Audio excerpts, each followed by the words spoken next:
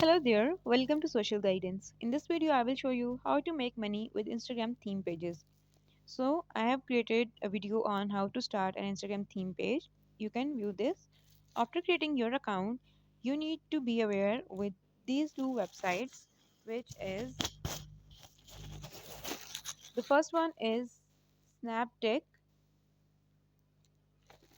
this one, and the other one is Snap Insta. These two websites from where you can download Instagram videos and also the TikTok videos without logo. So now once the Instagram theme page is created, now you can go to TikTok. So if your theme page is about to finance, so here in search bar you can search for finance related videos and press search.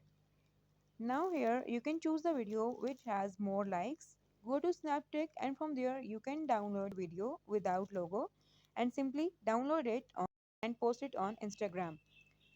Once you start posting the videos on Instagram, what you need to do is click on three lines on the top right corner and here you need to scroll down.